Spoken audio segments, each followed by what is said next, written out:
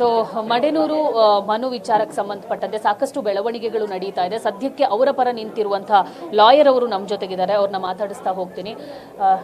Madam, Sharada ಅವರೇ, so ಈಗ ಮಡೆನೂರು ಮನು ಅವರು ಶೆಲ್ಲಲ್ಲಿದ್ದಾರೆ. ಅವರ ಪತ್ನಿ ಒಂದಿಷ್ಟು ವಿಚಾರಗಳನ್ನು ಹೇಳಿದರು. ನೀವು ಯಾವ ರೀತಿ ಮುಂದೆ ನಿಮ್ಮ ಪ್ರಯತ್ನವನ್ನು ನಡೆಸ್ತೀರಾ? ಈಗ ಮಡೆನೂರು ಮನು ಅವರ ಮೇಲೆ ಒಂದು ಆರೋಪ ಬಂದಿದೆ ಅಷ್ಟೇ, ಇನ್ನೂ ಸಾಬೀತಾಗಿಲ್ಲ. ಈ ಮತ್ತೆ ಆಕೆ ಏನು ವಿಕ್ಟಿಮ್ ಅಂತ ಏನಿದ್ದಾರೆ, ಆಕೆ ಒಂದೊಂದು ದಿನ ಒಂದೊಂದು ಸ್ಟೇಟ್ಮೆಂಟ್ ಕೊಡ್ತಾ ಇದ್ದಾರೆ. ಇವರೊಬ್ಬರ ಮೇಲೆ ಆರೋಪ ಅಂತಿಲ್ಲ. ಇದು ಜನತೆಗೂ ಸಹ ಗೊತ್ತಾಗ್ತದೆ, ಏನು ನಡೆದಿದೆ ಅನ್ನೋ ವಿಚಾರ ಗೊತ್ತಾಗ್ತದೆ. ನಾವು ನ್ಯಾಯಾಲಯದಲ್ಲಿ ಇದನ್ನ ಬಿಟ್ಟು ಹೋರಾಟ ಮಾಡ್ತೀವಿ. ಏನು ಸಾಕ್ಷ್ಯಾಧಾರಗಳಿದ್ದು ನ್ಯಾಯಾಲಯ ಸಲ್ಲಿಸ್ತೀನಿ ನಾನು ಅದನ್ನು. ಓಕೆ. ಸೊ ಈಗ ಅವರ ಪತ್ನಿ ಏನು ಹೇಳ್ತಾ ಇದ್ದಾರೆ ಮೇಡಮ್? ಏನೆಲ್ಲ ಹೇಳ್ಕೊಂಡಿದ್ದಾರೆ ನಿಮ್ಮ ಹತ್ರ ಅಂತ? ಇದು ನೋಡಿ, ಇದು ಅವರ ಪತ್ನಿ, ಇದು ಅವರ ವೈಯಕ್ತಿಕ ವಿಚಾರ. ಅದರಿಂದ ಪತ್ನಿಯವ್ರ ತನಕ ಇದು ಹೆಚ್ಚಿನ ವಿಚಾರ ಗೊತ್ತಿಲ್ಲ. ಅವರಿಗೆ ವಿಚಾರ ಗೊತ್ತಾದ್ಮೇಲೆ ಅವರು ನೋವಿನಲ್ಲಿದ್ದಾರೆ. ಅವ್ರ ಪತ್ನಿಯವರು ನೋವಿನಲ್ಲಿದ್ದಾರೆ ಈ ವಿಚಾರ ತಿಳಿದು. ನಾವು ಅವ್ರಿಗೂ ಸಹ ನಾನು ಧೈರ್ಯ ಹೇಳಿದ್ದೀನಿ. ಅದನ್ನು ಆರೋಪ ಅಷ್ಟೇ ಆಗಿರೋದು. ಇದನ್ನು ಸಾಬೀತುಪಡಿಸೋದಕ್ಕೆ ಅದಿನ್ನು ನ್ಯಾಯಾಲಯ ಇದೆ. ಏನೇ ಅದನ್ನು ಅಲ್ಲ, ನಾವು ನ್ಯಾಯಾಲಯದಲ್ಲಿ ಹೋರಾಟ ಮಾಡ್ತೀವಿ ವಿಚಾರಕ್ಕೆ. ಮೇಡಮ್, ಒಂದು ಕಡೆ ಇವರು ಲೈಂಗಿಕ ದೌರ್ಜನ್ಯ ಕೊಟ್ಟಿದ್ದಾರೆ, ರೇಪ್ ಮಾಡಿದ್ದಾರೆ, ಸೊ 2 ಅಬಾರ್ಷನ್ ಆಗಿದೆ ಅಂತೆಲ್ಲ ಹೇಳ್ತಿದ್ದಾರೆ. ನೀವು ಒಬ್ರು ಲಾಯರ್ ಆಗಿ ಇದನ್ನು ಯಾವ ಥರ ಕ್ಲಾರಿಫೈ ಮಾಡ್ತೀರಾ? ಮೇಡಮ್, ಇದು ರೇಪ್ ಅಂತ ಏನಿದೆ, ಅವರ ಒಂದು ದೂರಿನಲ್ಲಿ ಏನಿದೆ, 29/11/2022ರಲ್ಲಿ ಈ ಒಂದು ಕೃತ್ಯ ನಡೆದಿದೆ ಅಂತ ಹೇಳ್ತಾರೆ. 2022ರಿಂದ ಇಲ್ಲಿ ತನಕ 3 ವರ್ಷಗಳ ತನಕ ಏನು ಮಾಡ್ತಾ ಇದ್ರು ಅನ್ನೋದೊಂದು. ಮೊದಲನೇದಾಗಿ ಇಲ್ಲಿ ಕಂಡು ಬರ್ತಾರದೇನು ಅಂತಂದರೆ, ಮೇಲ್ನೋಟಿಗೆ ಇವತ್ತಿನ ದಿನ ಏನಿದೆ, ಇದು ಕುಲದಲ್ಲಿ ಕಿಳಿಯಾವುದೇ ಒಂದು ಸಿನಿಮಾದಲ್ಲಿ ಅವರು ಹೀರೋ ಆಗಿ ನಟಿಸಿದ್ದಾರೆ. ಆ ಸಿನಿಮಾಗೆ ತೊಂದರೆ ಕೊಡಬೇಕು ಅನ್ನೋ ಉದ್ದೇಶದಿಂದ ಇದು ಮಾಡಿದ್ದಾರೆ. ಇದ್ರ ಜೊತೆಯಲ್ಲಿ ಇದಕ್ಕೆ ಹಿಂದೆ ಸಹ ಅವರು ಬ್ಲ್ಯಾಕ್ ಮೇಲ್ ಮಾಡಿದ್ದಾರೆ. ಹಣ ಕೇಳಿದ್ದಾರೆ. ಈ ವಿಚಾರದಲ್ಲಿ ಹಣ ಕೊಡಲಿಲ್ಲ ಅಂತಂದರೆ ನಾನು ಇದನ್ನು ಸ್ಟಾಪ್ ಮಾಡಿಸ್ತೀನಿ ಅನ್ನೋ ವಿಚಾರ ಸಹ ಬಂದಿದೆ. ಅದನ್ನು ನಾವೇನೇ ಇದ್ರು ನ್ಯಾಯಾಲಯದ ಮುಂದೆ ಇಡ್ತೀವಿ ಮೇಡಮ್. ಒಂದು ಕಡೆ ಅವರೇ ಒಂದು ವಿಡಿಯೋ ಬಿಟ್ಟಿರೋದು, ಮಡೆನೂರು ಮನೋದು ಒಂದು ವಿಡಿಯೋ ಮಾಡಿರೋದು ಎಲ್ಲ ಕಡೆ ವೈರಲ್ ಆಗ.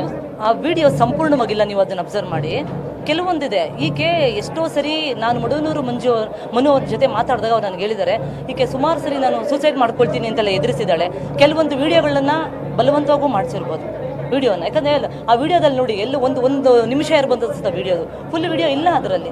ಹಾಗಾಗಿ ಅದನ್ನು ಆ ವಿಡಿಯೋನ ನಾನು ನಂಬೋದಕ್ಕೆ ಬರೋದಿಲ್ಲ. ಈಗ ಸದ್ಯದ ಪರಿಸ್ಥಿತಿಲಿ ಅದು ನಂಬುವಂಥದ್ದಲ್ಲ. ಅದು ಅವರೊಂದು ಕಡೆ ಹೇಳ್ತಾರೆ, ನಾನು ನಿನ್ನನ್ನು ಬಿಡಲ್ಲ ಮಡೆನೂರು ಮನು, ನಾನು ನಿನ್ನ ಚೆನ್ನಾಗಿ ನೋಡ್ಕೋತೀನಿ ಅಂತ. ಸೊ ಇದೆಲ್ಲ ನೋಡಿದಾಗ ಅವರಿಗೂ ರಿಲೇಶನ್ಶಿಪ್ ಇತ್ತು. ನಾನು ನಿಮ್ಮನ್ನ ಬಿಡಲ್ಲ, ಚೆನ್ನಾಗಿ ನೋಡ್ಕೊಳ್ತೀನಿ ಅಂತಂದರೆ ಸ್ನೇಹಪೂರ್ವಕವಾಗೂ ಇರ್ಬೋದು. ಅದನ್ನ ಆಕೆಗೆ ತಂದೆ ತಾಯಿ ಇಲ್ಲ ಅನ್ನೋ ವಿಚಾರ ಗೊತ್ತಿತ್ತು ಅವರಿಗೆ. ಒಂದೇ ಟೀಮ್ನಲ್ಲಿ ಕೆಲಸ ಮಾಡ್ತಾ ಇದ್ರು. ಅವರು ಕೆಲಸ ಮಾಡ್ತಾ ಇರೋದ್ರಿಂದ ಅವರು ಅದನ್ನು ಆ ರೀತಿ ಹೇಳಿರ್ಬೋದಲ್ವ. ಅದನ್ನು ತಪ್ಪು ತಿಳ್ಕೊಳ್ಳೋದಕ್ಕೆ ಹಾಕೋದಿಲ್ಲ. ನಾವು ಯಾವುದೋ ವಿಡಿಯೋನ ಸ್ವಲ್ಪ ಕಟ್ ಮಾಡಿ ಹಾಕಿರ್ಬೋದು, ಅದನ್ನು ಎಡಿಟ್ ಮಾಡಿ ಹಾಕಿರ್ತಾರೆ. ಹಾಗಾಗಿ ಈಗಿನ ಪರಿಸ್ಥಿತಿನಲ್ಲಿ ನಾವು ಮನು ಅವ್ರಿಗೆ ಕಾನೂನು ರೀತಿಯಲ್ಲಿ ಏನು ಮಾಡಬೇಕು ಆ ಸಹಾಯ ಮಾಡ್ತೀವಿ. ಆ ನಂತರ ಒಂದು ಪ್ರೆಸ್ ಮೀಟಿಂಗ್ ಮಾಡಿ ಎಲ್ಲ ಪ್ರಶ್ನೆಗಳಿಗೂ ನಾವು ಉತ್ತರನ ಪ್ರೆಸ್ ಮೀಟಿಂಗಲ್ಲಿ ನೀಡ್ತೀವಿ.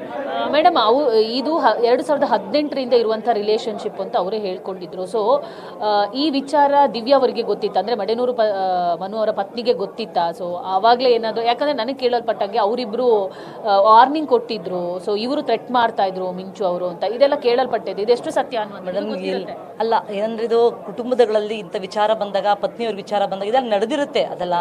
ಬಟ್ ಈ ಒಂದು ಸಂದರ್ಭದಲ್ಲಿ ಇದೆಲ್ಲ ಹೇಳುವಂಥದ್ದು ಅಲ್ಲ, ಮಾತಾಡುವಂಥ ವಿಚಾರನಲ್ಲ ಮೇಡಮ್. ಇದನ್ನು ಮುಂದೆ ಏನು ಮಾಡಬೇಕು ಅಂತ ಮುಂದೆ ನಾವು ಕಾನೂನು ರೀತಿಯಲ್ಲಿ ಏನಾಗಿದೆ, ಇವರ ಹತ್ರ ಮನು ಅವ್ರ ಹತ್ರ ಸಹ ಎಲ್ಲ ಸಾಕ್ಷಿಗಳಿದೆ. ಆ ಸಾಕ್ಷಿಗಳನ್ನ ಕಾನೂನು ಮುಂದೆ, ನ್ಯಾಯಾಲಯದ ಮುಂದೆ ಇಟ್ಟು ನಾವು ಮನು ಅವ್ರ ಪರವಾಗಿ ಹೋರಾಟ ಮಾಡ್ತೀವಿ. Okay madam, thank you. ನೋಡಿದ್ರಲ್ಲ ವೀಕ್ಷಕರೇ, ಇದು ವಕೀಲರಾಗಿರುವಂಥ ಶಾರದಾ ಅವರ ಮಾತು. ಕ್ಯಾಮರಾ ಪರ್ಸನ್ ಸಂದೇಶ್ ಜೊತೆ ದೀಪಿಕಾ ಪವರ್, ಟಿವಿ ಬೆಂಗಳೂರು.